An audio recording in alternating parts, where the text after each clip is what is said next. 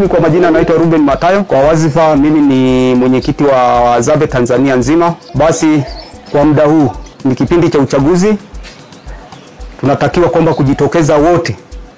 Wahadzabe wote tujitokeze kwenda kupiga kura tarehe 29 na tumchague kiongozi. Maana yake kiongozi tunayoenda kumchagua ni kiongozi kwamba ni wajibu wa kila mtu kwenda kupiga kura. Ni haki ya kila moja. Basi tunachotaka kwamba basi watu wote wajitokeze kwenda kupiga kura tarehe hiyo, siku ya tarehe 29. Na kwa hiyo basi tarehe hiyo 29 tunapoenda kumchagua kiongozi, lazima kwamba tunachagua kiongozi kuanzia diwani, mbunge na rais. Ndio viongozi ambao tunapaswa kwenda kuwachagua tarehe hiyo, tarehe 29 mwezi wa 10.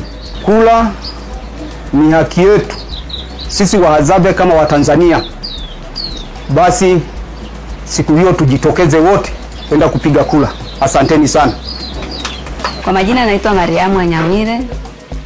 Mimi ni mhamasishaji, ni mama moja mhamasishaji ndani ya jamii yetu ya Wahadzabe. Napenda kusema sisi kama Wahadzabe tarehe 29 tutashiriki kupiga kura wote, kwa sababu kura ni haki ya kila Mtanzania. Hata sisi Wahadzabe tuna haki ya kupiga kura kuanzia ya diwani, mbunge hadi rais. Asanteni. Kwa niaba ya Wahadzabe sisi tutajitokeza kupiga kura tarehe 29. Tutajitokeza kupiga kura na tutachagua viongozi ambao watakwenda kutuangalia sisi kwa ujumla wa Wahadzabe wote, ili tufanikiwe hata kimaendeleo.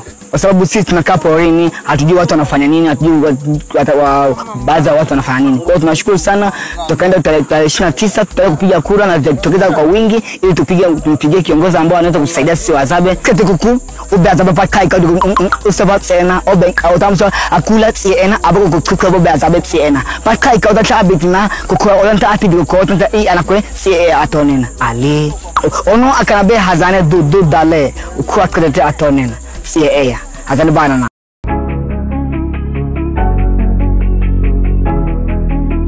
ST Bongo, nyumbani kwanza.